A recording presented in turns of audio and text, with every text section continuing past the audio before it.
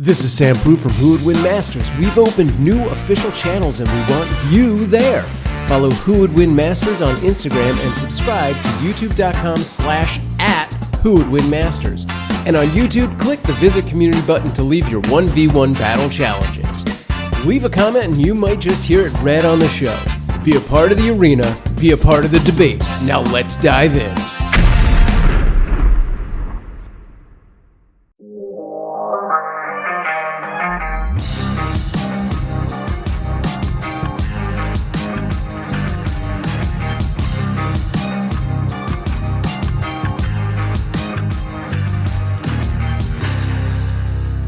The battle may be over, but the arguments are not. Welcome back to the wrap-up show for Who Would Win Masters. Today we're breaking down the aftermath of our latest battle, a fight between stealth and sand, beetles and drones, splinter cells and ancient curses. We're going to open the vote totals, dive into your takes, and pull straight from the comments on Discord and elsewhere and see what you really thought on how this fight really played out. I am Sam Proof on all the socials. Last week we asked you on who would win Sam Fisher versus Imhotep the Mummy, and the decision did not end with the episode. As always, it carries on to our community on Patreon, where we had a poll, and a lot of you had a lot to say. It was pretty awesome, so we're going to get right into it. But first, just to remind everyone, our guest for that episode was Sully, representing Sam Fisher from Splinter Cell, and always our battle master for this episode, representing Imhotep the Mummy, a man who once tried to curse the barista at Starbucks who insisted he call it a venti and not a large. It's Ray Staccatus. Ray, how are you doing tonight? Sam, I told you that in confidence. I don't like you telling my business to everybody out there. You told me that at Coffee Bean, so it's different. Yeah, because we don't go to Starbucks anymore because I'm banned. It's just like at Burger King. It's really not fair. You think about it. Your I'm doing good. Cam Sully, we're going to be hearing from Cam Sully a little bit later in the show. I'll say that. He's not here to join us live. Mr. Sully has he's got like a weekend kind of work schedule. And the only real way we could try to get him on the show to do it proper would have been to record the show like an hour before the show was supposed to come out. And that's not really a good way to run your schedule. So we unfortunately had to say no to that. Yeah. And just keep it going, right? But he's with us. No, but you know what? Spirit. I'm going to be meeting up with Cam. He did a great job on the episode, and I was very excited to have him on. And that's what I have to say about that. You'll be hearing from Cam a little bit later, and it's fine. It's fine. Everything's fine. It's just it didn't work out with work schedules. Instead of Cam, we do have some wonderful people who are joining us live in the Patreon chat room. So anyone who joins us over at patreon.com/whowouldwinmasters, free or paid, can join us live when we record these wrap-up shows. So quick shout out to William Schmidt and The Guardian, who are in the chat right now. And we'll be looking to them. There's someone else who hasn't said anything yet. So we have another there is a silent lurker. So we'll see who that is. I like silent lurkers. Look, silent lurker could have been my nickname. No, I don't know where I'm going with that. My rap name in high school. Yeah. Thank you. There we go. There we go. I'll go with that. That's a good Modern Warfare Call of Duty tag. That's what I think. Sure. Douglas is here. Hey, Douglas. It's good to see you. Cool. Good to see you. But this was a heck of an episode. I said I can't wait to see the comment section because I really did feel like the people could really bounce any way they wanted to bounce on this one, and I'm sure would have a lot to say. And I turned out to be correct. This is one of the most responded to episodes that we've had, maybe the most responded to. Yeah, I was honestly we're trying to build this.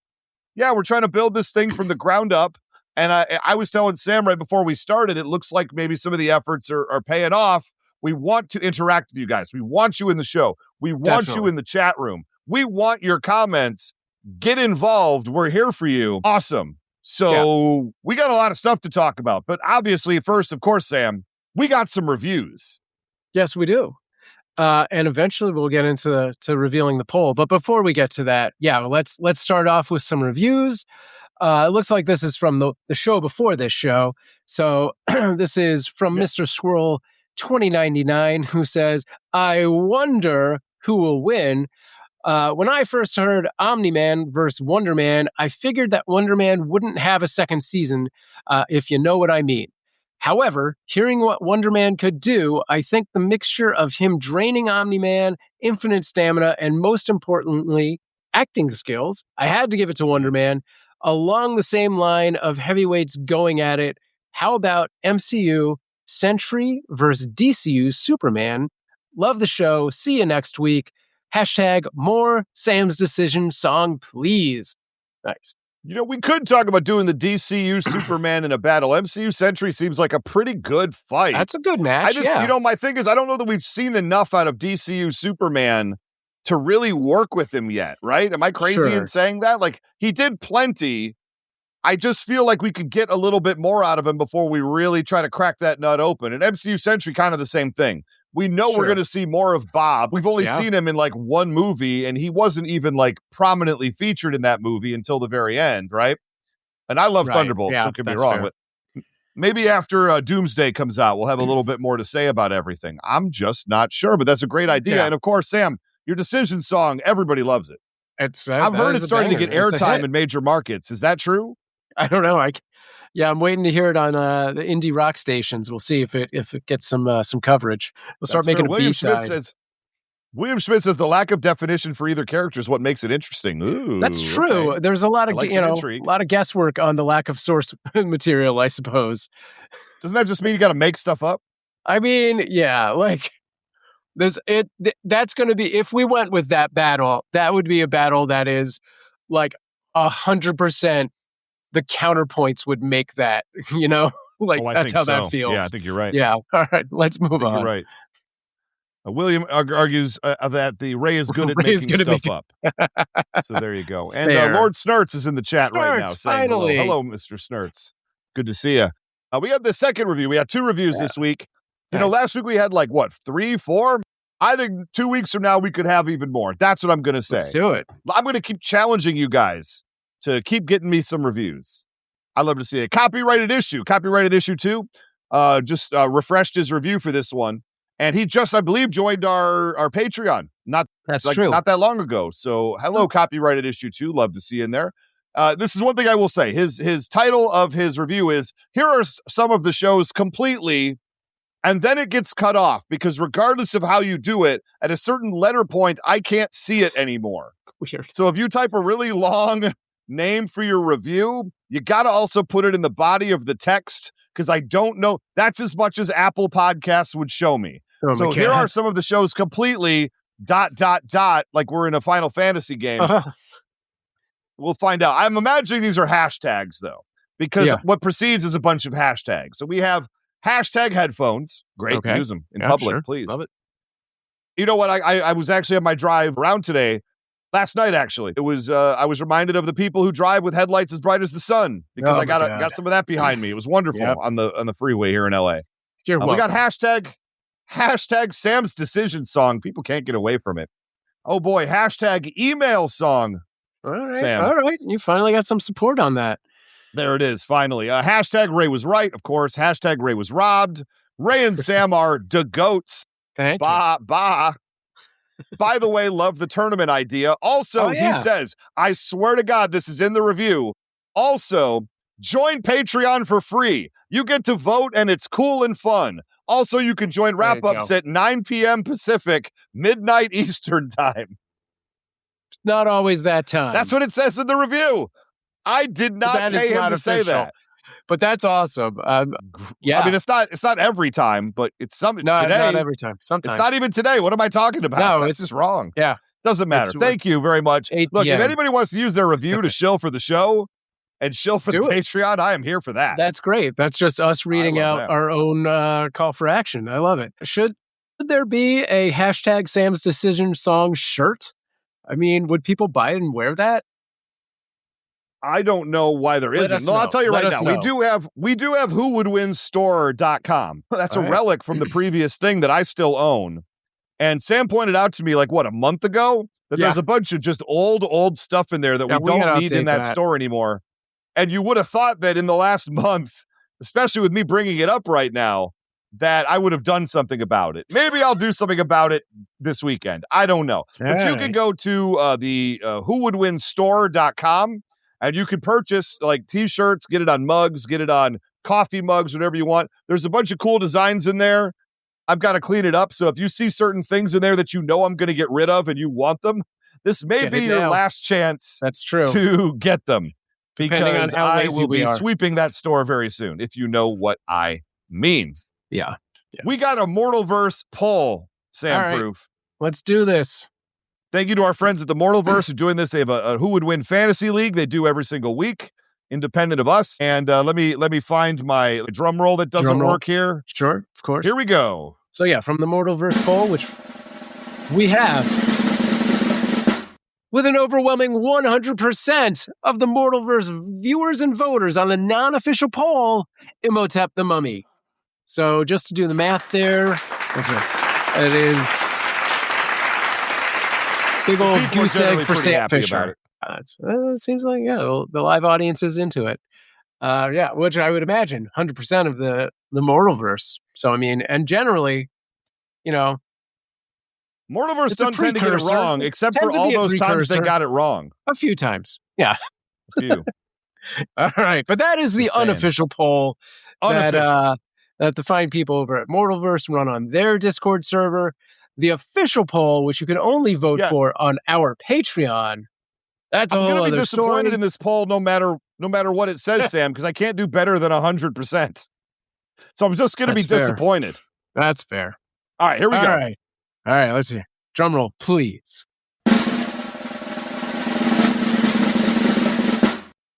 With 90% of the vote on the Patreon, Imhotep the Mummy, Ray. Oh, thank you, everybody. Thank you. That is 10% for Sam Fisher. Look, he did get 10% of the vote back. I mean, I'll say right now. Lord Sturz says very close. It was very close. Honestly, it was closer than it probably should have been. Oh, well. I'll say it out loud. Yeah. But that's great. So here we go. So we got a very exciting battle. Cam Sully. We'll hear his thoughts a little later in the show. Yeah. And officially, unofficially, and officially, and Sam's decision, Imhotep the Mummy does in fact defeat Sam Fisher. Now, I did talk a little bit about how I think there are some points, there's some angles perhaps that you could take with Sam Fisher that could have been victorious. Yeah. I'll share one of them. I don't want to say too much, just in case we ever have to do anything like this again. But I do believe that Sam Fisher being a stealth agent, and the fact that the mummy is never too far from the artifacts which could destroy him, right? Sure. We've just seen that. I think if Sam Fisher takes away the idea of a face-to-face confrontation and stays in the danger zone, if you will, so he doesn't leave the battlefield because he's going to stay sort of in the general realm. And if he was able to sort of, get away from some of the machinations of the mummy, use his drones to distract the mummy, perhaps, I think that he could find his way to the artifact that he needs in order to defeat him. Once he sees his first few shots don't really do anything and he regenerates, I do think Sam Fisher's smart enough to know that he's dealing with a supernatural creature that probably needs more than just punching in the face and shooting in the back in order to take out. So it's maybe it's more uphill than I give it credit for, but that was one of the ways that I thought of that I was trying to defend against early in that battle, because I do think that there is an argument to be made because Brendan Fraser is less talented of a hero than Sam Fisher by a lot. Fair. Yes, sure, of course. And Brendan Fraser was able to make that move work. Yeah. So I do think there's an argument there to do. He did, of course, have a team in plot armor, says Lord Snurts. Which is also true. Yeah. But, you got to work with what the stories are, right? If he can do it, I would argue that Sam Fisher could also find a way to do it. But it ended up not coming up in the battle. Right. So, and also, what ended up happening. If he had some prep time, who knows? He's one of those guys where, this particular instance, I think that, that hurt him. Having no actual knowledge of the mummy would, any slight amount of knowledge would be beneficial, and an hour of prep time maybe. And William Schmidt argues in chat that if it's a neutral arena, there won't be magic items to hurt the mummy. I don't think I agree with that. I think the mummy comes with the means to defeat him. I do believe. Yeah, I think that is an argument that should have been made, should have been brought up. that wasn't. Because, yeah, that was kind of a gray area that we didn't even really dance around, right? No, like I say, I was ready to kind of like to go for it, but we didn't end up going there. And I think that worked to my favor, quite honestly. Oh, for sure. For sure. Yeah, I think if we had made that obvious, like, yes, the only possible way you can defeat the mummy is this thing for the most part, and that's going to exist, that changes a lot. Yeah, I mean, Williams says not two combatants walking through a field or a city and then it's on. I don't know. I mean, does the mummy really, travel far away from his artifacts? It seems like the only reason he left his temple was to go get the stuff, I don't know. To me, that's where an argument can be had. Yeah. Okay. I'm not saying I guarantee victory with that point. I'm saying that I think that's a very good point to go after. Yeah, I think that does change the balance quite a bit, but, maybe it's a 70-30 at that point. The poll. Yes, Snurts argues that he's in London for the second movie, but the British do steal stuff from Egypt. Look, you could argue every country's been robbed and that stuff is in London. So, it's all true. Yeah, he could be out. William's right. He could be out at a rave. The mummy could be living it up in a rave. Yeah. Living it up. Yeah, why not? That's what I'm saying. I do want to say that speaking of the second movie, The Mummy Returns is returning to theaters. I think it's March 25th. And it's funny, it's like the second time in the past few months where we've accidentally just kind of hit something that has been, like in the sort of Hollywood zeitgeist. And I think that's going to keep going. I think Hollywood is paying attention to us. So. I think we've got our finger on the pulse, Sam Proof. That's what I think we got going on here. I'll say that. We'll tell you what. We're gonna do things up because we had one of our, what do you call them, like business people, people who tell you how to run your thing, and they said, how come you have 2 ad breaks in the battles and only 1 ad break and wrap up? You guys are throwing money away by doing that. So we're gonna add a second. And then he did this motion with the. He did. No, for sure. And unlike some other people's business agents, ours is going to help us and not hurt us. So we're going to go ahead and take 2 ad breaks here. We're going to do the first one right now, and then we're going to read a ton of comments and then do another. So that's a programming note. Get used to it. That's going to happen. So we'll be right back with all your comments right after this.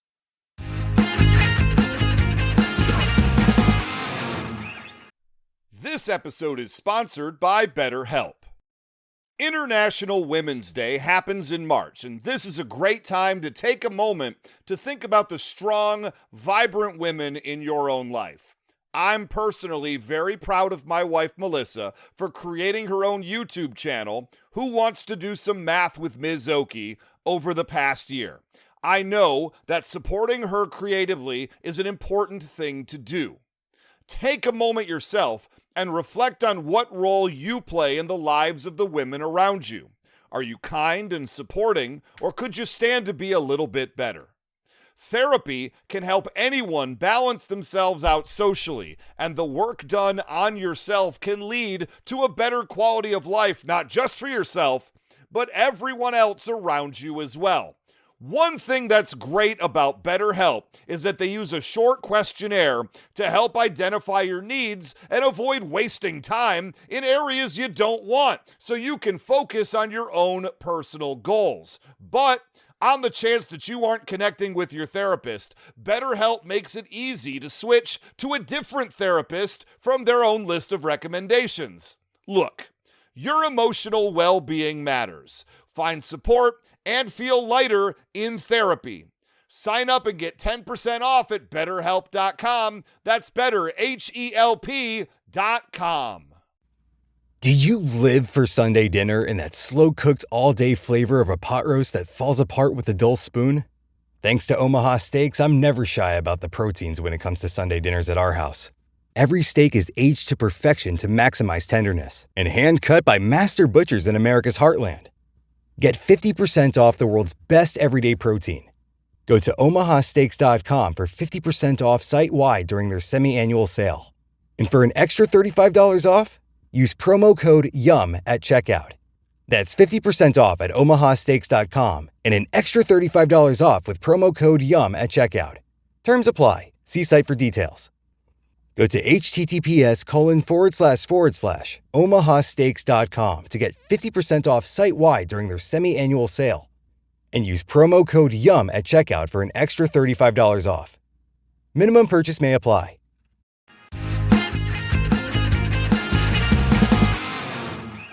And we're back. All right, we're going to get into the comments. Ray's going to kick this one off. I will kick this one off. Sorry. For whatever reason, I thought you were about to throw to another ad break. The way your intonation was, I really thought you were like, Ray's going to kick this off right after this. break. I don't know. I really thought that's where you're going. Welcome back, and now this. Yes. Guys, our business manager told us 3 ad breaks would be even better. So we'll be right back at I'm just... All right, anyway, Lord Moxford, we're going to open up with old Moxie saying Cam Sully did a fantastic job repping Sam Fisher. He made some excellent points and brought the right energy. That being said, like a Golden Corral buffet versus Ray, Cam didn't stand a chance. What does he mean by that? Wow. He could have won a very different battle with the exact Who's same been to points. Golden Corral in the last 20 years? Those still exist? I think the last time I was at Golden Corral, I was 11. I want to say I was been there in the last decade. I'll say that, but you're right. Really? COVID did a number on buffet restaurants. Yeah. Y'all young people don't know this, but there used to be restaurants that you could just pay a certain amount of money and eat as much as you wanted of a huge variety of food, and it was awesome. I am still very mad about the whole soup plantation going away. Yeah, that's kind of a rough name, though. I always had a hard time telling people I was going to a place called Soup Plantation. but it was the best of the buffets, man, as far as LA had. All right, That's Anyway, yeah, Golden Corral's great. Anyway, he says Cam, he could have won a very different battle with the exact same points. Oh, yeah. In this case, Imhotep is imbued with ancient magic that can only be defeated by magic. Sam just doesn't have that knowledge or acumen. I think if Cam had made the argument magic is just science we don't understand, maybe Fisher's technology might have held some more weight. Yeah, that's fair. That's fair. He says, Sam, no, not that Sam, the other Sam. No, not Sam Eagle, Sam Proof. Sam, I have to check my resources, but rumor is the FFAFO is partnering with the Seatbelt Cutter and Window Breakers Association to form the consortium of glove box contents. Hashtag Ray is right. Good. Yeah, and you get 10% off on all of their goods if you have a AAA membership. So there's that. Well, I love it. Let's go. Yeah. Okay. All right. Next up from Copyrighted Issues 2, Sam is cooked. Hang on. Let me check with myself. Okay. With advanced knowledge and being able to set minds. Okay, we're talking about Sam Fisher. Sam Fisher still has very little chance of winning this battle. GG, Cam with Sam. Once again, Sam has judged correctly. Oh, good. This started out one way and ended up correctly. Thank you. Thank you, Copyrighted It's Issues. tough. Are there any heroes named Ray? It'd be really weird if I repped against them. God, yeah. I don't know. There's got to be somebody out there. The Ray. Right? There was a character called The Ray from DC Comics. I know that. Sure. That's something. Anyway, we got a lot of these. I'm going to move forward. Lynn Stein says, I think that Sam could win this if he handled it with stealth instead of combat, going after the Book of the Dead. There we go. That's the point I was making. Exactly. Yeah. Unfortunately, without that prior knowledge, I just can't see him taking this match. Therefore, Imhotep wins. Yeah. All right. And also, William Schmidt says, a very powerful character, The Ray. I mean, they based him on me, so I would hope so. Hello. Yeah. All right. Guardian, who's with us live in the chat, which you can do from the Patreon. I left this one on this is from Discord. Yeah. Yeah. My first instinct is this goes to Imhotep. If Fisher had faced supernatural threats or had the ability to fast translate text, maybe, but how do you fight swarms of scarabs and sandstorms? I'm excited to learn about Sam Fisher. Splinter Cell isn't a franchise I've dived into yet. Yeah. It's good. I don't think I've played a ton of Splinter points. Cell games, honestly. I've never really played Filter. it. That's what I played. Yeah. And obviously some Metal Gear Solid. I played a lot of Metal Gear Solid as well. Nice. Pretty good. John Shanks says, I know nothing at all about Sam Fisher and Splinter Cell, but with the neutral location / no prior knowledge caveats, how would he know how to find the Book of Amun-Ra, which is really the only way to defeat Imhotep? I think the Mummy has this all wrapped up. Boom. Look at that. Boom! How did we not use that on the actual battle episode? I'm really mad at myself right now. Me too. And John Shanks has done loops around me in my knowledge. It's unbelievable. the fun game. I think time for another break, right? Oh no. Okay. Let's take it. No, our business manager's saying go for it. Okay, hold on. No, why don't you? Let's just keep going. Let's go just to the next one. Plow through it. All right. Ken Bjorn Turner says Imhotep can only be killed by magical means. In the first movie alone, he shows he can sand form around traps, bullets, and to travel. He is basically Sandman with spells and without the water weakness. Oh, and cats. If his opponent, it will battlefield removal. That's true, though. Right? If this was a battle of Imhotep the Mummy versus Cute Avalanche, it's a rout. Cute Avalanche takes it. Look at that. Would Thundercats work?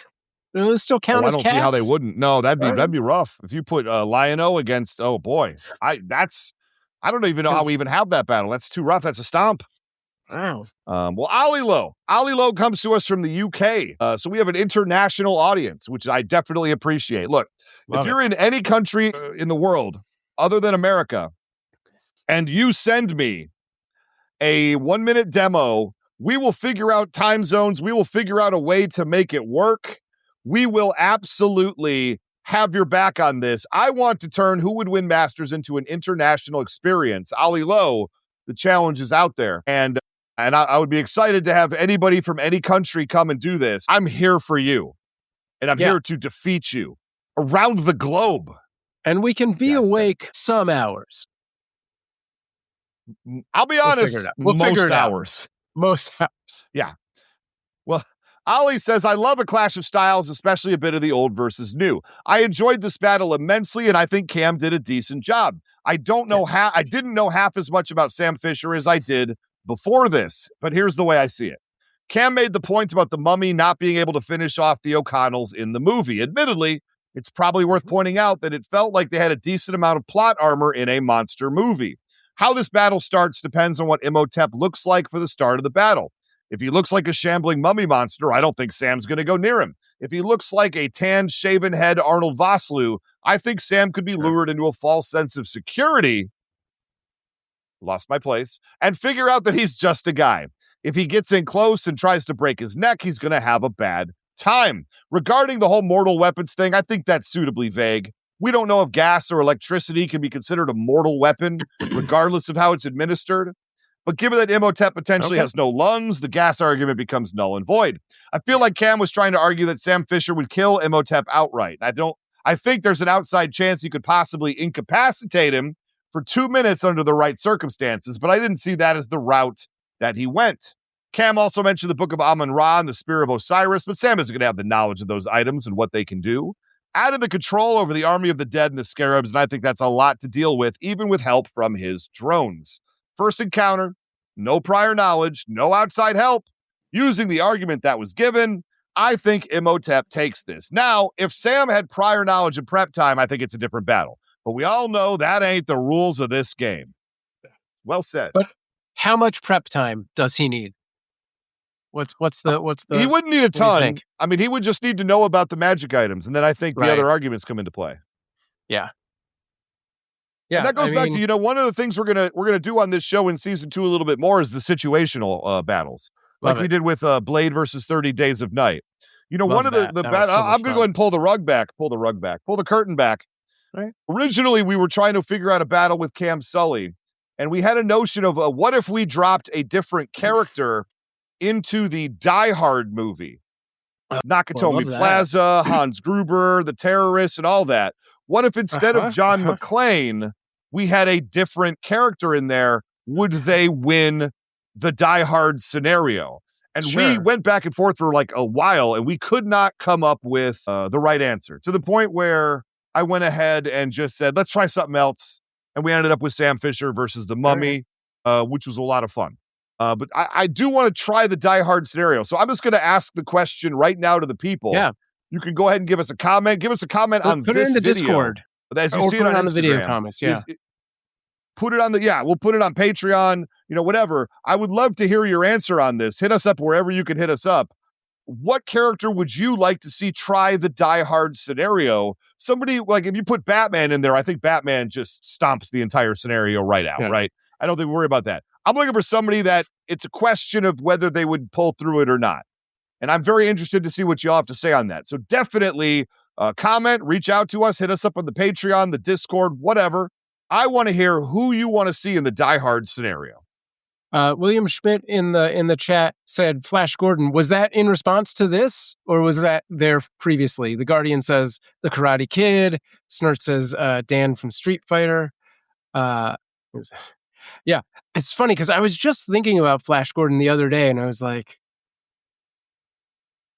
it's about time. I could deal with a real good reboot of that, but I don't know. You ready for a reboot of Flash Gordon? I am, but it would have to be different. Like, it couldn't be. I never watched Flash Gordon. Oh, I loved it. That was so good as a kid. Know, like right? the movie, the like 80s movie, which is just right. so incredibly I know. campy. William Schmidt's ready to burn me at the stake. He says movie night. Yeah. Snerts, yeah. Maybe we get Flash Gordon for a future movie night. All right, yeah. You know what we need to watch for movie night? Clash of the Titans. That's a movie we should I need to get that on DVD. That is a movie I've been wanting to revisit for a long one. Which one? There's only one version, even if there isn't. Good answer. We're talking old school Ray Harryhausen. Let's go. Please. Yeah, Mechanical Owl. That's How the one, dare you, Snerts? Mechanical Owl, Medusa. Oh, yeah, only that one. That was Burgess so good. Meredith. What are we doing? It's incredible. All right, let's keep the comments going. It's incredible. But yeah, please tell us. Let's do it. In the comments, your picks who could run that at the Nakatomi Plaza. Ryan Sangalin. I hope I pronounced that even remotely accurate, Ryan. Sorry if I didn't. He new patron. Yeah, I know, because I'm going to shout him out at the end of this wrap up. That's a new thing we're doing. There it is. Imhotep will definitely win. I forgot we did that. Yeah. Imhotep will definitely win. I don't think conventional weaponry will work. Only magic will hurt the mummy. I don't think Sam can trap him either, since he can morph into sand. Yeah. I think that's all very accurate. Yeah. That's a fair point. Very good. Man, Matthew Dawson's here. Matthew Dawson's here to... I feel like Matthew Dawson, in a really weird roundabout way, has gone from being one of the biggest Ray haters in Who Would Win history to all of a sudden, like, doing roasts against my opponent every single week in the comments. I love that. I love the 180 villain story that is Matthew Dawson on the Who Would Win properties. Matthew Dawson, to the point where people are doing reviews to rebut the things that Matthew Dawson says on the show. Wow. That's good content right there. Love Matthew, that. thank you. I appreciate you, and you know this. He says a point about how you can electrify your opponent to the point of mummification would be great against any character that wasn't the Mummy. I think Cam started off in a good spot by the end of point one, but Ray really ramped up at the end of the match, and by that point, it was not a debate at all. Setting elaborate bombs to trap the mummy in its tomb has a few problems. It requires prep time, which Sam doesn't have in this scenario. Yeah. And two, it gives Imhotep the home field advantage, which could mess up Sam's strategy even more. At the top of the episode, Ray said he could think of a couple paths to victory for Sam Fisher. Curious if he'll share any of them on the wrap-up, because by the end of episode, I saw nearly 0 ways Sam could have taken this home. A fun time nonetheless, but I enjoy an episode where I come in knowing nothing about either property and leave feeling just a little smarter. I've laid out one of the ways. I'll save the other ones in case I need to use them in a different battle down the road. There you go. Real quick, if he's in sand form and he gets electrocuted, does he become glass? Just a thought. See, yeah, maybe there's an argument there. Maybe there's an argument about chemical properties. Right. Yeah. All right. But I very famously got a D in science in 5th grade, so maybe I don't know what I'm talking about. I can make a volcano, but that's where it ends. Just hydrogen, peroxide, and whatever it is. All right. Forbidden Mob says, oh boy, Sam, say it ain't so. Fisher has a pyramid-sized uphill battle with this one. Unfortunately, sand gets everywhere, even when the mummy sorcerer lays the smackdown. Ray was ruthless in Sweet Shirt Swag of the Day. Sweet Shirt Swag of... I get it now. Ruthless and sweet shirt swag of the day. What are you That's wearing tough to today, say, Ray? though, I'll say. Yeah, it is. It's a lot. They found my one weakness, alliterations. Is alliteration? And English, I think, is the other part fair. of it. But I must say, Cam put up a decent fight. You could tell he's a big Splinter Cell fan. The man has good taste, but tech versus magic, magic oftentimes wins. Yeah, we've seen that before as well. His first point was excellent. Sam is very well trained, super stealthy, smart, great tech, and a massive body count. But from there, things get choppy. Unfortunately, Imhotep can kill you by touch, can't be killed by mortal weapons, can close the distance with Sandstorm, and his weaknesses are unknown to Sam. The drone versus beetles thing is a wash for sure, but the electricity argument, smoke grenades, and flash aren't doing jack. Sam could win if he had prep, but unfortunately, that's not the case here. I appreciate Cam's vigor and passion. Ray, he says, "You well done, sir." As you done well, sir, I would assume. I'll take but it. That's fine either way. A very fun, thought-provoking episode. It's a slight bummer knowing my underdog Sam lost, yet feels good to be agreeing once again with the great Sam proof. So you got a Sam on your side. That's another shirt for another time. That's what really matters. LOL. Rest in peace, Wonder Man. Come back on the show soon, Cam. All right. That's a good There one. you go. Yeah. Thank you. And he will. You'll be hearing from Cam after all these reviews. So you got to look forward to that. Now, William Schmidt, who's here in our chat right now, has the next comment. And he says in chat right now, since it's his comment, I'll just share it. Sam's not walking around with dozens of drones. I think the Beetle and the Army of the Dead would have a massive advantage. I would think that, but then I saw that one Spider-Man movie with Mysterio, and now I don't know. Maybe drones are like the answer for everything. Maybe that's just too much to handle. Mysterio versus the Mummy. There? Now I don't know. Oh, that's interesting. Mysterio versus the Mummy. Oh boy, I honestly don't. That's crazy. Yeah, AI drones. Who knows? Who knows anymore? Sure. Anyway, William Schmidt in his comment said the rules of the match greatly benefit Imhotep as they eliminate Fisher's setup and prep time. Yep. Points related to dropping a temple at Imhotep seem moot because it's well established that Imhotep can pull a Darude and Sam's Sandstorm out because Techno lives. Yeah, I see what you did there. I can't play it for real because we'll get sued. Yes. Sam would likely get off a few good shots, maybe knock Imhotep around a little bit with his various weapons, but in the end, I'd have to say no magic and no girlfriend to distract the Mummy equals no win for Fisher. So it does seem like the comments are well in line with where the votes were. I mean, that makes sense. Which makes sense. Yeah, if it went the other way, there'd be some weirdness. We'd have to demand a revote, but not today. Yeah, Guardian argues Mysterio would be much closer, LOL. The Mummy would be easily confused by holograms. And Snurt says, I agree with what Guardian says. I think that's a good point. As does William Schmidt. I found our rematch, everybody. All right. I don't know how we just stumbled upon this backwards. This is a match we got to do in a future season. All right, there you go. That's why we do these wrap-up episodes. I mean, it helps. We got to talk to the people and learn. Right on. All right. That's true. Speaking of Snurts. Yeah, Lord Snurts. This is his comment. Says, Cam's spirit and energy were in the right place, but I disagree with many of his points. Sam Fisher has a limited supply of gadgets, weapons, and ammo for each mission. He doesn't have a bag of holding. Right. He's also not super accurate with guns at long distance unless he is standing still and holding his breath. Not sure how electrocution creating a mummy applies to a supernatural creature with magical powers. Why is Imhotep's temple in a neutral location? That's its home base. Wouldn't a city or jungle be more appropriate? Fair. Sam was well repped, but he doesn't have a chance in Duat, Egyptian underworld. The mummy is too powerful for one soldier, regardless if he has drone or outside military support. Yeah. That's a good point. William Schmidt says in chat, it really depends on the player, how good the aim is and how good the shot is. I've made that argument before, that when I play these guys, you can't do anything. Look, I was on Xbox Game Pass, and I tried a game called Sniper Elite. I want to say it was like Sniper Elite Resistance or Sniper Elite 4. It was one of the more recent ones. It was on there. And the game just dropped me in, didn't give me any tutorial of any kind, didn't give me any instructions of any kind.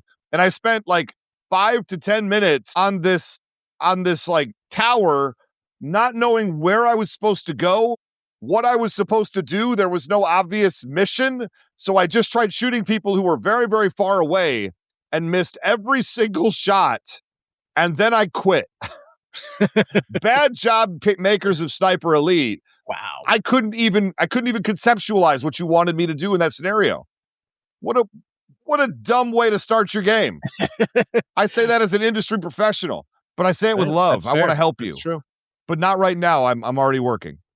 Yeah, the one thing that Snurts brought up about the neutral location, first, I do feel like Imhotep's temple being there was kind of a pro and a con. Like, it would have housed those items that Sam Fisher would have needed to defeat the mummy. So potentially it being there is a benefit, but also obviously not. Possibly in future episodes, we should declare the neutral location at the top of the episode before moving on. So that I've always, Sam, and I'm gonna turn this right back to you as you point the finger out. There's 4 coming back inwards. Hey, man. I've always believed in these types of battles and scenarios, it is up to the judge to determine what that neutral location is. That's to fair. set the stage for themselves. All right. And if they have an idea in mind, they should elocute that sometime in the first part of the show. Yeah. Yeah. I mean, and we've definitely alluded to, I definitely, if you listen to the intros, which our guests don't usually hear, I do allude to different locations. When we did Wonder Man and Omni-Man, it was very clear we wanted it in space or at least in the atmosphere. But yeah, we can make that more part of the format, or we could even just do a randomizer at the beginning, and every single time it's going to either be in space or a volcano. So there you go. I don't like that at all. We're going to have a production conversation after this. We don't like that? All right. Well, we'll let the people vote. Not my favorite. There's a new poll but anyway, yeah, it really is up to you, Sam, as judge, to if you have a place that you have in mind, I think go ahead and let us know kind of what you're feeling. Fair enough. And we can work around those parameters. I think that's a really smart way to go. Love it. Eric Hiding says this was a good back and forth battle.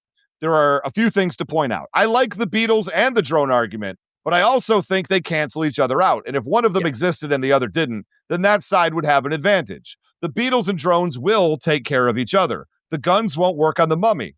We see this a lot in the movies, and Sam will start with the guns. And after those don't work, I could see him using bombs. Overall, the sleeping and stun bombs won't work, but I could see the freezing bombs working, but for how long? They will stop him for a bit, but the mummy will break out. Same with getting electrocuted. It'll stun him, but he'll bounce back. Sam won't be able to set up traps, not enough time, but the mummy could use the sand and other spells. The only thing Sam has advantage is the fact that Rick O'Connor, Brendan Fraser, for those of us that didn't know, defeated him. Rick had no powers, and the time frame didn't help him with technology, so Sam does have a shot. However, overall, the mummy could win with what he has at his disposal. Sam is going to need all those napkins from fast food drive-thrus to wipe up what's left of him. Good thing they give out a lot of them. It's a fair point. Can I just say that, first off, none of you see how this is written, and he actually spelled Beatles the other way, and I had a thought, and then immediately William Schmidt wrote out my thought in the chat, which says, I think Ringo would take out all of the drones with a drum solo, which is almost exactly what I envisioned, and it was specifically Ringo. And I was like, it's so weird. So get out of my head. Oh, man. But he knows too much. We told you that guy was good. Wow. We got a couple more reviews to go. All right, let's get it going here. We got a quick one from our good friend Delvin Cox. Delvin Cox Instagram says, I can't trust a man that wears sunglasses in their house. He immediately lost based off of that. There you go. For those of you who only know the audio version of the episode, Cam Sully showed up indoors at night wearing a pair of sunglasses. So if you have certain opinions on that, that should, much like Delvin Cox clearly does, that would affect your decision. Apparently. And the very final word of the entire battle comes from Cam Sully himself, who posted the comment, inaccurate. That's it. That's the entire comment. It says inaccurate. I'm not sure exactly what he's referring to. I think he's referring to Delvin. I think he's straight out just talking about Delvin. Not even his comment, just Delvin. Just Delvin is generally speaking inaccurate. I mean, that's a very fair point. Dear Lord. All right. Well, those are all your comments. And here's the deal. This is a ton of comments. I loved reading them. I know Sam did too. Yeah. We love it when you guys get involved. I can't say it enough times. We try to offer you a million different ways that you can interact with the show. You just got to step forward and do it. So if you have big thoughts about a battle, or you think a debater or myself, probably not though, messed up in one of their points and maybe like self-owned at a certain point, or maybe something wasn't said on the show that you wish had been, but maybe got missing for time. These are all things that you can comment about, and we love to read it all. We want you involved with the show. And I am now back with Mr. Cam Sully, star of the hour, who handled Sam Fisher, did a very, very good job in a very, very difficult battle. He couldn't be with us. We recorded the main part of the wrap-up, but we definitely wanted to get his opinion on the show today. So, Cam, first off, anything you want to say to the people now that you had a chance to listen to the battle, read some of the comments? We'll talk about that in a sec. But any final statements about the battle for the people at home? First off, I hope we entertained your eardrums and you had fun listening. And if you guys got any other crazy matches you want to suggest, you know where to vote. You know what poll to put up. That's right. Go to the Discord, go to the Patreon. You know where we're at. You know what you want to see. And we want to know what you want to see. So we'll absolutely do that right there. You said you had some other points about the battle, some of the power level stuff you wanted to talk about. Run me through where your thoughts are, sort of as a detox off of the end of the battle. So, long story short, we were joking about traps and even death traps. We ran into all kinds of other traps because we kept bringing up physicality. So I went onto the Versus Battles fandom and I looked up similar characters and their feats. And boy, howdy, I feel like Toon Force is making a comeback in an indirect way, Ray Stacanis. Interesting. How so? And that there's no way to get a proper glance at any of the science or physicality or the feats. Just like I know it's all just subjective and everything, but like I went on to characters and their power levels, and good Lord, I can't get any coherentness. I went with some, so Imhotep was pretty big. He's at a 9B with magic for some reason. Sam is at a 9B as well, and a 9A with his strongest weapons. But then I just started looking at just all the characters, including who Imhotep had faced. He fought Rick O'Connell, who's basically Indiana Jones with more cartoonish physics. And both he and his wife, Evelyn, are at like a 9B, which is somehow equivalent to Indiana Jones, which is a 9B, 9C rating. So there it is. With Imhotep, though, he's still not on the same level as like a C like Candyman or a 9B like Pinhead. But I'm then surprised again, those characters are in the 9s. That's generally, you would think it'd be like a 12 or off the chart. Yeah, it's like usually it goes the other way. So I was expecting them to be around the lines of like a 5 or a 6. I would have known I was cooked instantly if I was going up against the T1, but both he and the T800 are at a 9B. So yeah. I'm like, what are we talking about here, to quote you? What are we talking? The Versus Battle could be a good general resource to get vibes, but I would never use it as like this is the only thing that exists source. You know what I'm saying? Yeah, I'm just wondering where the mask's off, because even Jason's a 9B, and I would think he'd be off the charts because he's... It's crazy. Like, if I remember, like, every League of Legends character is in something like the 6 or 7 tier, which is like 2 tiers better than the Mummy. And that doesn't feel right to me, right? Because, I mean, it's all the Mummy... subjective, though. Well, yeah. And again, we were all pressed for time. We were trying to put on a show while sneaking the amusing humor and jabs and retorts. It was like, that there's so many other ways we could think. And I was prepping for just like, I was afraid we were going to use psychological warfare, but that didn't come into any of the play on either side. Like, Sam's going to be too busy blending in to want to whistle or piss off a mummy, and the mummy's just going to be annoyed. He's not going to be triggered by his undead girlfriend coming back and betraying him. So right, it's just like... Right. No, it's like, tough. None of the BS or barriers that they usually encounter is here. No, that's fair. And we only have so much time to talk about. So if you're going to spend time on psychological warfare, you're taking time away from something else you could be saying too. It's going to get just got to make hard decisions. Yeah. Now Gandalf is also at a 9B. Do you Seems outrageous. I'm like, and Scooby-Doo is also here at a 9B. So if anything, I think the Wicca has been taken over by a mind fog in and of itself. So. It's very possible. It's very possible. Well, let's talk about a few of the comments here, because you had some you wanted to reference. Lynn Stein, basically said that without the prior knowledge of the Book of the Dead, that it would be hard for Sam Fisher to overcome this. You have something you want to say about that? Okay, so Lynn, this is nothing personal. This is not Fox News. I'm not attacking anybody. You're all entitled to everything you want to think. If he handled it with stealth. So, again, while Sam is like one level beneath Batman, I don't think he approaches it like Batman in that he needs stealth or he needs some prep time.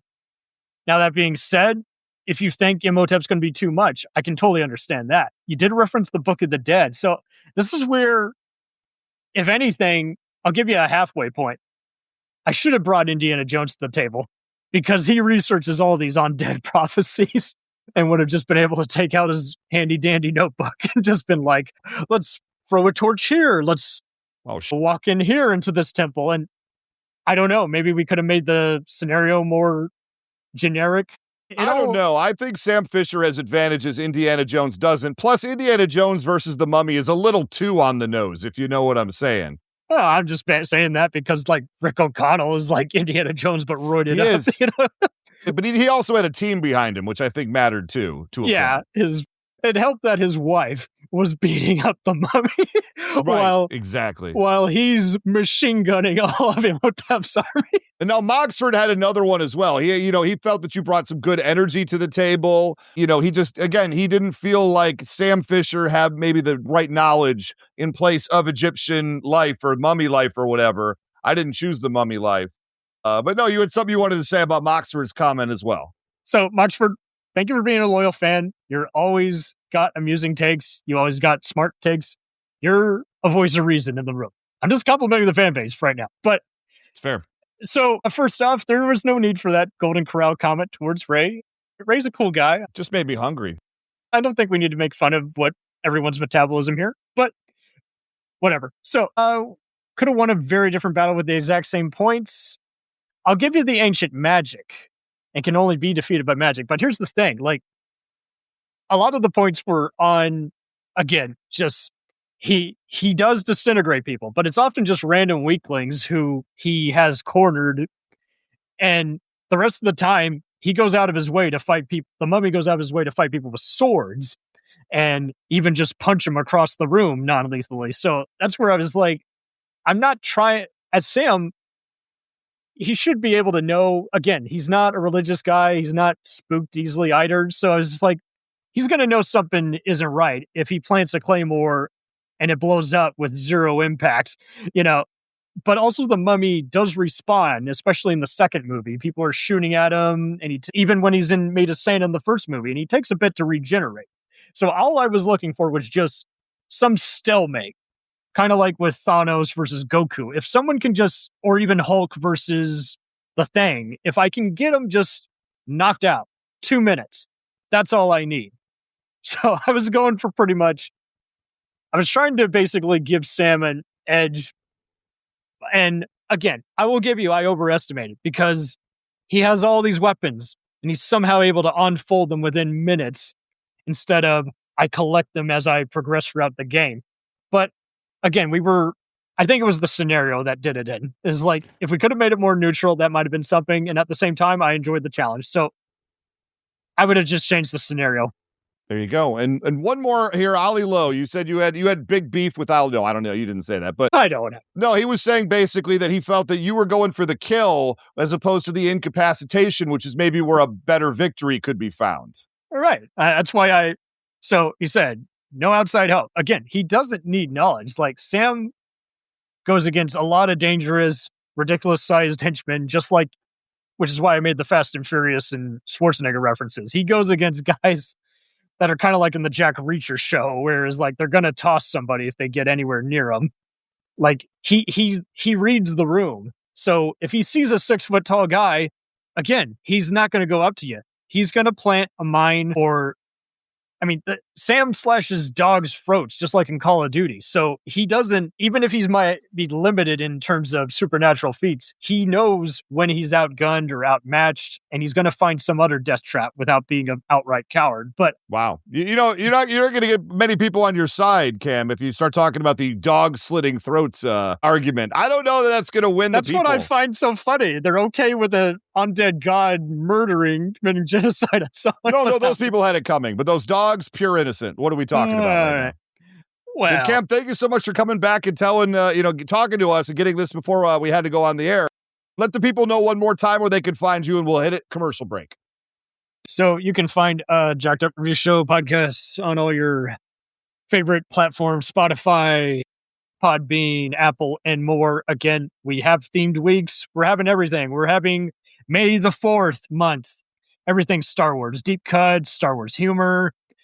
Look for a Godfather-themed month later this year. And then every Christmas, you got nothing but unofficial Christmas movies. Everything from Lord of the Rings. There's fighting in the snow in those movies. There's Die Hard. There's Lethal Weapon and even Rambo talk. Movies that are set at Christmas but are indirectly connected. If you want some fun holiday cheer every season, as well as just some other amusing, sarcastic, themed pop culture discussions, we got you covered. We're going to be covering character lists. So we thought, hey, how about we make fun of characters that are deliberately annoying, but still drive you crazy to where you want to fast forward past their scenes on rewatch. And you'll love this as the gamer in you, Ray. We decided, how about we think of characters, as we're making a movie character list, who are technically a Leroy Jenkins in their universe. Okay. Who are the ones who ruin it for everybody? I'm going even beyond just Sauron betrayed everyone in Lord of the Rings. I'm going beyond whiny Anakin Skywalker destroyed everybody. I'm thinking just like other people who in your favorite cartoon or movie or video game. And so that was fun listing off is like, yeah, that's a comedy, but technically that person ruined it for everybody. So they're a Jenkins. They're a Leroy Jenkins. Did you talk about Star-Lord in Infinity War? Because that's my one go-to example of the one guy ruining it for everybody. We were thinking of some of him. I'm sure when I get back and re-listen to the re-edit, that was mentioned, but we definitely mentioned a few other ones who are it's like, we also mentioned, and there's no shortage of this in Marvel, the Kennies. I know you're not crazy at South Park, but I was inspired by a TV tropes thing. Is like, who are the Kennies of their universe who keep getting heavily injured or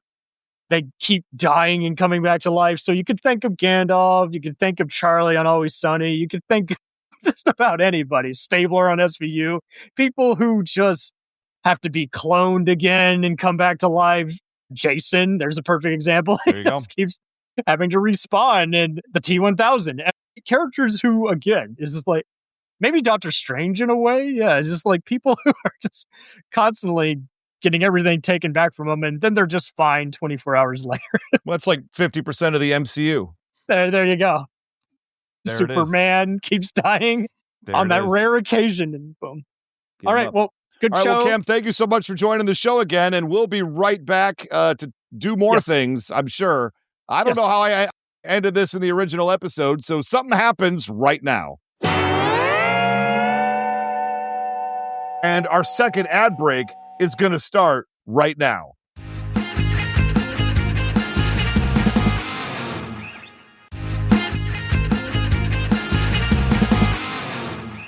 All right, we're back, and it's time for our third ad break. We'll be right back. No? We're not doing that now? Okay. I kind of want one now that you're doing it, but no, we're not going to do that to the people. Oh, no. But it is time to move on from comments, and we'll get into, I think we have some email. We have some email. We have another email from Luke here, one of our favorite fans of the show. He loves to email the show every week. And okay, I'm just telling you right now, try the email song one more time all the way through, and I think this is the time that you are going to really fall in love with it. That's not it. Not it at all. I swear to God, I changed. While Ray plays with the soundboard, William Schmidt asks, there's an email address? There is. We do have whowodwinmasters@gmail.com. Hey, how about that? Yeah. Hey, check this out. You're from the community. Reading emails is our destiny. You've got a voice you got something to say, and we're gonna read them, 'cause it's annoying to read. Now it's time to end this song before it gets to be way too long to do anymore. We just prolong this intro, which would be wrong. It's Who Would Win Masters. Email time. It's Who Would Win Masters. Email time. Obviously, that's the one that pushed it over for everybody. Yeah, I'm starting to see it because, like William said, I have enough time to go hit the restroom. I think he's right. That could be why I like the song now. Guardian digs says, it. I dig it. All right. Thank you, Guardian. See, I knew somebody in this chat would have my back. We just converted a new person to the email song full length. And I'm excited to continue to play the full version as the people clearly demand it based on these comments alone. All right. All right. Anyway, Luke is back with us again. And Luke says, Dear Ray and Sam, I've just started to re-listen to Titan's Rise for the third time since New Year's now. That's on the Mortalverse network. It's just as fun as I remember. And I've just finished the Batman Beyond episode of Mortalverse. Hey, I'm in that. It's rock solid. It's on par with DC high volume Batman, either A rank or S rank. I would recommend both of them to pretty much anyone. I would very much think it would be even better if Mortalverse had more Batman-centric stories. Boy, I agree on that. Bringing it from an overall A rank to an overall S rank. Hey, oh yes, I play Batman in the Mortalverse, by the way, everybody. I think, and you know what? I love my take on it. I'll go ahead and say it. I'm a mark for myself. Who cares? Anyway, he says, Ray, your voice for Batman sounds a little bit like J.K. Simmons. Not that that's a bad thing. It just adds a type of humor that I think us Spider-Man fans would notice. P.S. I won't be making a 20-minute rant video like you joked about earlier this week, Ray. I don't really think that's necessary. I'm not really one of the guys to do that. That comment last time, like I said before, was with malice behind it. Wait a minute. I think he means was not with malice behind it. Right. Because Luke is a gentle soul. But as written, as we cut and pasted this over, this could be the end of this beautiful relationship. That comment last time, like I said before, was with malice behind it. So either he has decided to go full villain origin story and go super aggro on us, or he just forgot the word not, which as an ADHD myself happens all the time, and I understand that. I think we're about to get a big email back from Luke that is very apologetic. You misunderstood me. It was not with malice. It's okay. But I mean, as said, was with malice behind it. I don't know. I hope not. An email back one way or the other. I hope we keep the show nice and fun and friendly. But hey, that's what it says. I only read the words as they come to me, Sam Proof. Yeah. We also, and maybe you could do this because Sam, you're the Discord master. I'm not tons of trying to get on Discord when I can. It's not like part of my normal internet regimen. So I kind of got to go out of my way to go on it. But that being said, I do go on it and I do read and I try to comment back to people. But we have a whole section in the Discord of giving us battle suggestions, which I think is pretty cool. And I've got 4 picked out here from the Discord that maybe we could have a little bit of conversation about and talk to the people about. Definitely. Yeah. If you go to our Discord, which you can find the link from the Patreon, it's a pinned message, you will find get on that for free. Yeah, that's free. You'll find a channel called Post a Battle where you can literally post a battle. You could put a 1v1, you could do a 1v team, you could make a gauntlet, any of the things that you used to do on kind of the Facebook page, put it over there. Other people can weigh in on it. So yeah, we have a bunch of stuff that people have posted. I don't know, this is like a new section now. Are we doing a thing? We don't have a theme song I'd like to turn this into a new thing. Yeah, maybe we need a new song for it. Yeah, for sure. Well, don't tell me that. We'll make that happen. Fiverr, here we go. Are we just going to go through this list, or are we going to... Yeah, so we got 4 suggestions here. I just thought give a few shout-outs. Let's give a brief little talk about a couple of battles here. That's fun. Yeah. So Matthew Dawson has suggested Godzilla vs. Thor. Thought that was really interesting. I think that's really because on interesting. my head, I'm and- like, obviously Godzilla, but I do remember in the comics that the Thing flipped Godzilla over. Am I crazy? That's a real thing that happened. Is that a thing that happened? Wow. So this is just going to be, is this an argument that can be won by like Thor just puts his hammer on Godzilla's tail and he can't move? I don't know. I think that might be the whole battle. I've seen a lot of that recently.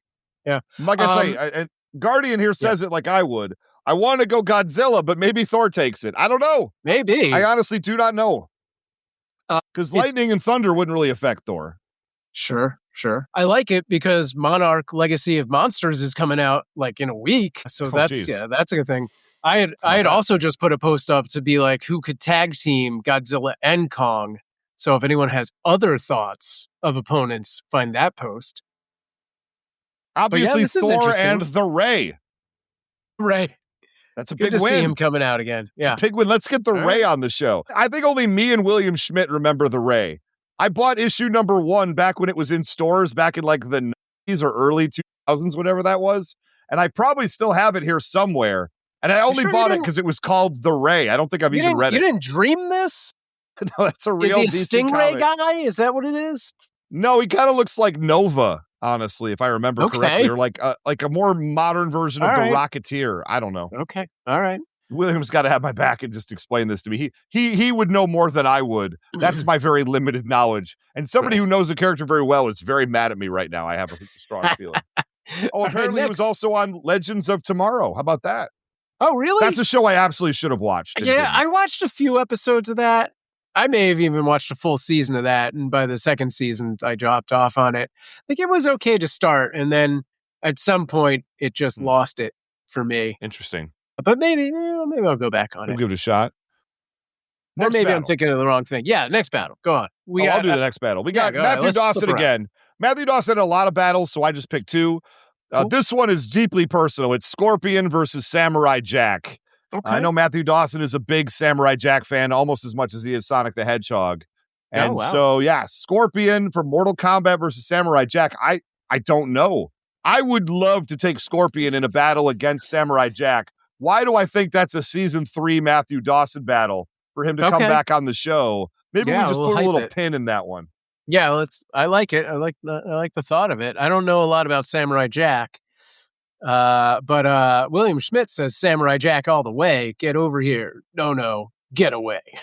Yeah, you don't want him that close to you, Scorpion. I'll say that. Yeah. All right. The next one we have is from Guardian, who says Tifa versus Gambit. And he's in chat. Tifa versus Gambit. All right. Tifa versus Gambit. See, I would want to say Gambit, but I played Final Fantasy VII, and Tifa has access to some next level abilities. Yeah, I'm not very familiar. I would take Tifa in that battle. I don't know that I would win it, but I think that I would have, depending on how hard I went, I feel like I could do Gambit. I don't know. That's real interesting. I'd love to see a Gambit show. That would be fun. For sure. Well, Gambit was the #1 most requested person, so we will see Gambit on this season somewhere. Yeah. I don't know if it'll be Tifa, but that's super fascinating. All right. And our last battle, Bjorn the Viking. Yeah. Bjorn the Viking says, Dinobots versus He Wants to Know Who. Sure. So I'm asking the chat right now. Chat, people at home, who would you like to see the Dinobots face on this show? I haven't put a lot of thought into it. We've considered Grimlock, I'll say right now, for an episode already, and ended up not going that direction. Dinobots versus who? So we're going to do an entire team. Let's limit it to 5 Dinobots. I was going to say, maybe how many? Yeah. Do they create a big monster? I honestly don't know the answer to that. If they do, it's whatever number of them. Oh my God, Snert says, let's do the Russian Guardians. Okay. You know what? Let's bring the Russian Guardians, one of my favorite movies of all time, onto Who Would Win Masters. Isn't it about time? Or do I get, let me ask this question, Sam Proof. Would I get an all-star team of Ray's favorite characters? So we would get, NFL Super Pro, Captain Carrot, Sid 6.7 from Virtuosity. Do I get to make a little all-star team of my favorite all-time heroic and villainous characters to fight the Dinobots? I don't know. I mean, maybe I just take the Guardians. Maybe that is the answer. Yeah, I don't know. I'll be honest. Now I'm super excited for this battle, and all it took was that William says, maybe the Young Justice. William Schmidt also suggested the Dinobots versus the U.S. women's hockey team. But I'll tell you right now, William, nobody's beating the U.S. women's hockey team. That is a force of nature. Are you kidding me? Did they put 20 goals on some other poor team in international competition? That is outrageous. Yeah. They are top tier. I'll tell you that right now. That is dominance. Yeah. They're fantastic. I'd love to have them on the show, one way or the other, as an actual debater or as a theoretical team. Could we bring on the entire U.S. women's Olympic hockey team as a debater? As one. Yeah, there's like 9 of them, and each one gets 1 minute, and then 3 more get the 3 rebuttals. I mean, I'm saying, let's go. Yeah, that's pretty interesting. I'm here to take on the whole team. I would get steamrolled in that matchup. They would destroy me. Anyway, we got to the next to final segment, or the penultimate segment of the show. Yeah. It's what are we watching? What are we watching? First up, I want to make a quick plug for the people in chat. We're going to do movie night right after this. I have some wonderful suggestions here. I have pulled out 5 choices for the people to pick from. I will not be going live with it right now. We will talk about it once we start. For the people that are in chat right now, I believe it's the same link for both. So once we end this recording, just stay where you are. And then in a few minutes after that, I will start up the next thing, which is the movie night. So just hang out where you don't have to do anything at all. I believe just stay where you are, and then you're good. So there we go. You should be able to pull a Delvin Cox. Pull a Delvin Cox and just hang out in the lobby. Sneak in. And then just sneak in. Yeah, I got to do something about that. I would say right now, this is full biased. I am going to be one of the most biased people in the country. But I just finished rewatching for who knows how many times. Okay. Avengers Infinity War and Avengers Endgame, which are 2 of the greatest movies of all time, made by exceptionally talented people. And my wife is probably even a bigger MCU fan than I am, and I am a massive fan. But she watches them like just round the clock. She just is always, that's her comfort movies. And I think that's awesome. And I highly support it. But like we just finished watching both of those kind of in the last few days, like an hour at a time as we went, and just finished Endgame a couple hours before we started recording this. And it's just fresh in my mind. And God dang it, is that movie awesome. How do you have a movie that has 10 years of other movies, like 18 or 19 other movies, and then pay off every single one of them perfectly and have the ending make sense, have it be rewarding, make good choices on every single step of the way?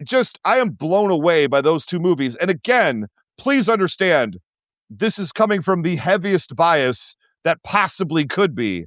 But dear Lord, I do love those movies. Nice.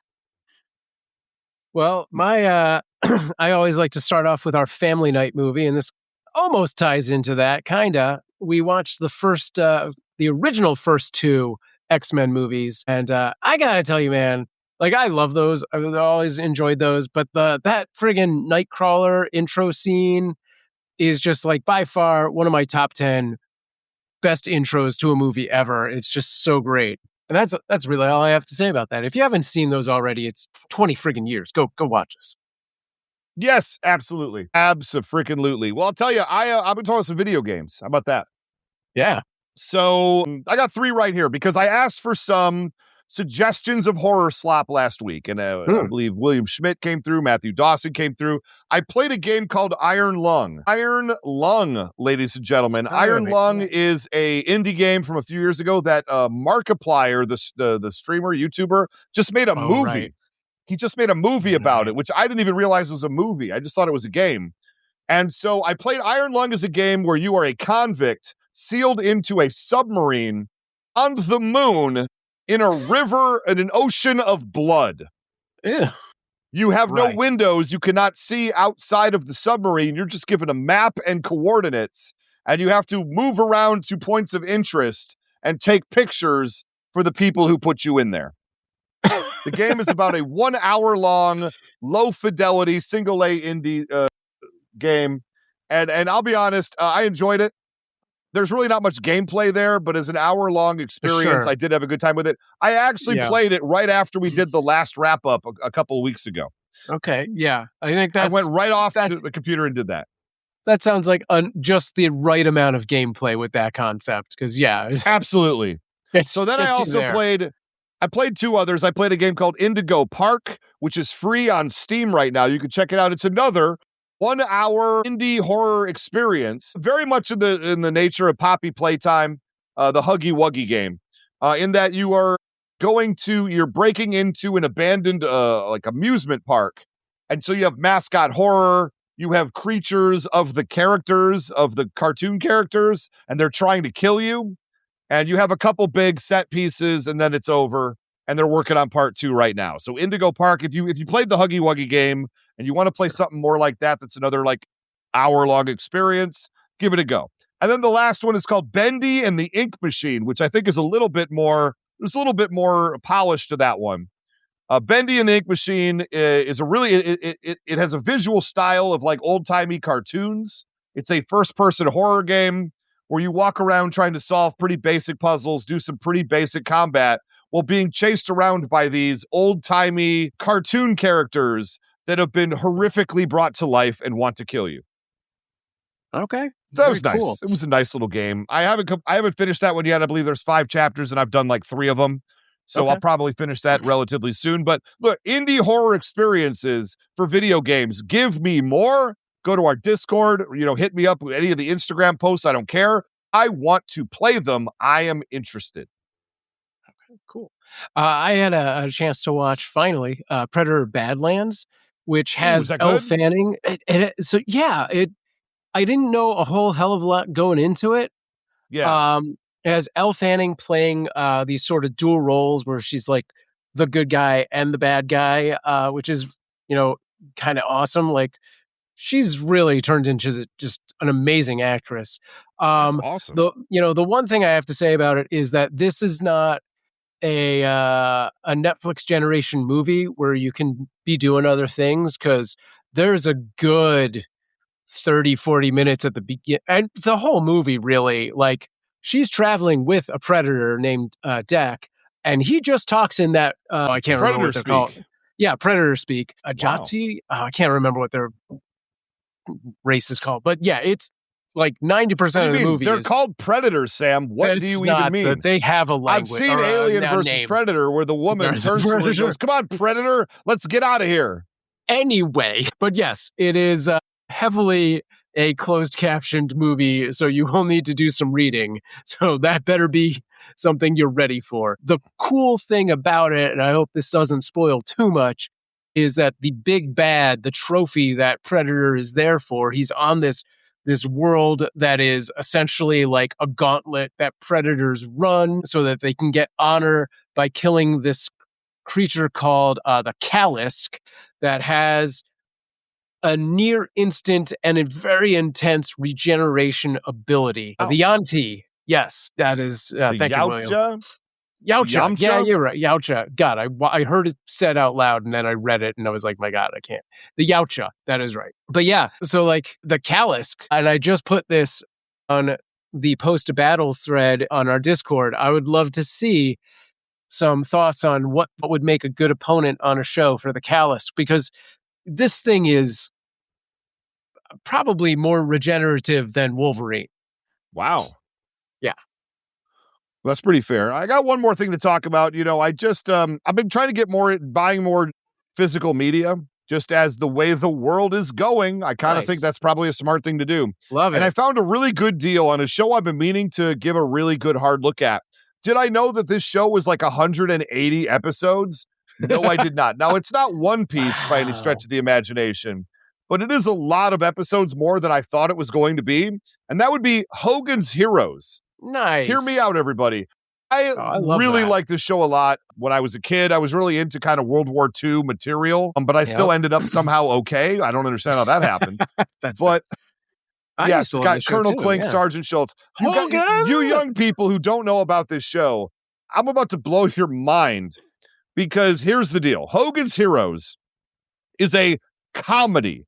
It is a sitcom set in a German concentration camp during World War II. Yeah. And all of your Hogan's Heroes, you have Colonel Hogan, who's an American, and then you got a bunch of Allied soldiers who are also in the concentration camp. And the idea behind it is that they still work for the resistance during the war. And they constantly, like, they basically run the prison, even though they are the prisoners, because they are able to sweet talk and bamboozle and outsmart all of the people who run the camp. And so they have all these ways to escape when they need to and go on missions and come back. And the whole thing is no joke. It's a sitcom. And I've been fascinated by this show for a very long time. And and so I'm going to try to start watching it. I don't know if I'm going to, someday maybe I'll get through 176 episodes or whatever it is. But it is quite an undertaking out the gate. Yeah, no, that's awesome. Yeah, I feel like a majority of my like very young childhood was Hogan's Heroes and MASH, and somehow I came out okay. So it's all good. Everything's great. Sylvester Stallone and Pelé, the soccer player, made a more serious version of that show called Escape to Victory. That doesn't sound fun at all. That sounds awful. To be honest, yeah, you got like a Richard Dawson, who was one of the original Family Feud hosts. Yeah, that's right. Is on that show, Hogan's Heroes. Yeah, it really is like, it's amazing that show was ever made. I'll say that. And it did so well. It had what is that, like 7 seasons basically? Yeah, that's crazy. Yeah, the fact that it lasted as long as it did is a testament to how good that show was. Yeah, Richard Dawson of The Running Man with Arnold Schwarzenegger. That's right. Yeah, that's right. Last thing I have, since I threw out Predator Badlands and, asked people to do a lot of reading so that you don't have to do any paying attention to the show that you want. So I watched 2 things. One was The Hunting Party, which, in spite of the fact that they say The Pit a million times, is not The Pit, is a very basic, like, we have to, catch a bunch of serial killers kind of, cop procedural type show, which is entertaining enough. It's not amazing, but if you just need something to watch as background noise, there you go. But then we also started watching Boots on, I think it's Netflix. Boots? Which is, takes place in the 80s. And they had Boots in the 80s. That makes sense. They did have Boots. And it is about a homosexual who joins the Marines and goes through boot camp. At the time, that's cool. It is the time before. That would be a rough time for somebody to do that. Yeah, it's before Don't Ask, Don't Tell and any kind of acceptance. So it's intense, but it's not like super in your face intense. It's worth a watch. It's definitely worth a watch. Sounds dramatic. It really does. Yeah, a little bit. Yeah. But not heavy, Full Metal Jacket intense. It's somewhere before. It's a little bit before that. That's an intense movie. Yeah. Yeah. All right, fair enough. All right, well, we're about out of here, everybody. I've got one more piece of business to do. Let's do it. The next battle. Do you guys want to know about the next battle? Because I do. We're going to be doing, this is very exciting. We've got another video game character. We have a battle of super soldiers and spies. We have James Bond, 007. He's pretty big. He's a pretty big deal, pretty popular. Yeah, I think people like him. Versus Solid Snake from the Metal Gear Solid video game series. Our special guest debater. I believe this is a, what do you call it? When it's all the Bond movie characters? When it's an amalgamation? There's a special word for it. And I am completely blanking on it in this moment. And I use it all the time. And I am very frustrated at my brain right now. It's the version of Bond that has been shaken, not stirred together. That's it. So it's going to be there you go. That's a technical term. There it is. What Sam said. It's going to be James Bond versus Solid Snake. It's the compilation character. I don't know. Used it when we did the Samuel L. Jackson battle with every movie character of Samuel L. Jackson. Okay. Composite. That's what it is. It's composite James Bond. Okay. Versus Solid Snake. Composite Solid Snake. All right. Our special guest debater will be, you heard his comment on the show earlier, Ollie Lowe, all the way from jolly old England, the UK. Our official UK representative. So he better know. Who Would Win Masters International Edition starts now.